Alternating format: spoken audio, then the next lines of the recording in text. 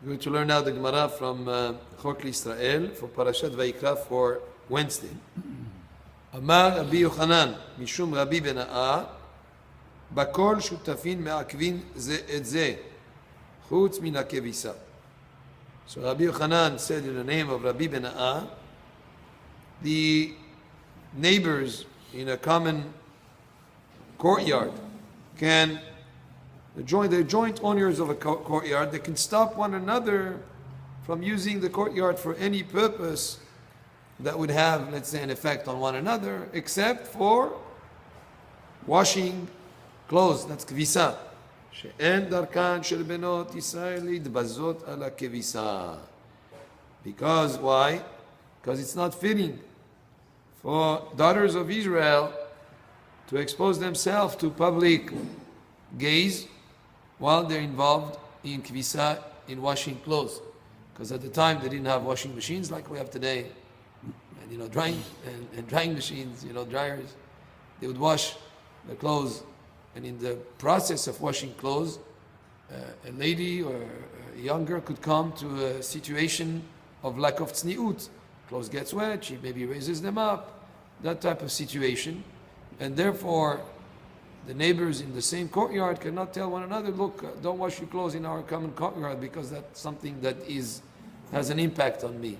You cannot do that. Why? Because we have to allow for the girls to be able to wash their clothes in a place that is semi-private, like in a courtyard, rather than send them outside into a public domain. There's a pasuk in Yeshaya that says that the righteous one shuts their eyes from looking upon evil. What is looking upon Ra?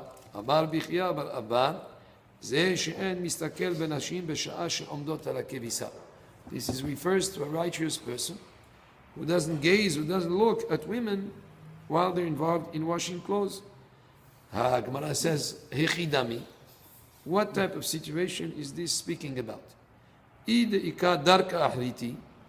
If there is another way, another road to pass by that you would not be looking at these ladies washing clothes, Idei kadar kahriti rashahu. He is a wicked man. What is he doing? He's going specifically in a path where there is a place where ladies wash their clothes. They used to wash their clothes next to the river, next to a place where there is water. Why should he go through there? He should use another path. And if there is no other way to go to the place where he's going, and on his way there is these ladies who are washing clothes, anusu, this is not something that he's doing on purpose. He's doing it in a way that he has no choice. Are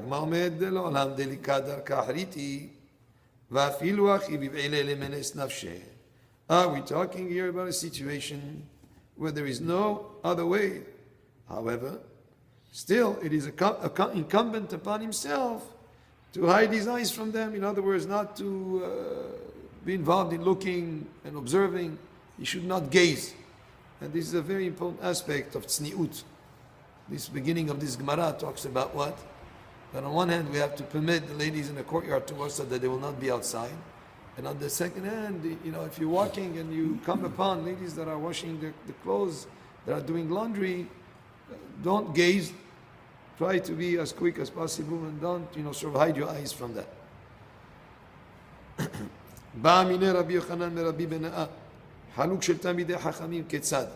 So now after we spoke about this thing of the laundry, the Gemara goes to a new subject, but still related. It says, Rabbi Yochanan asked Rabbi Bena'a, Chaluk shel Talmidei Chachamim, the shirt or the clothing of a Talmid Chacham, how long does it have to be? Especially in the time they used to wear like tunics. Can it be short? Can it be mini? Can it be like, what level can he have his legs exposed? A Talmid Chacham, we're talking not about a man who's a Talmid Chacham, Ketzad. And it says here called She'en Besaron Nir'eh Mitahtav. The tunic has to cover the legs all the way to the place until there is no flesh that is being seen from underneath it. And from here we see that tzniut, how important it is, and Talmid Chacham has to be tzanua in the way that he gets dressed. Talit shel Talmidei Chachamim ketzad, kol she'en halukon nireh mitachtav tefach. What about an outer garment? He says here, Talmid Chacham, in the time of the Gemara, he gives the way they used to get dressed. His garment, his outer garment should be so long that the garment that is underneath it is not seen tefach, which is this size, like a handbreadth.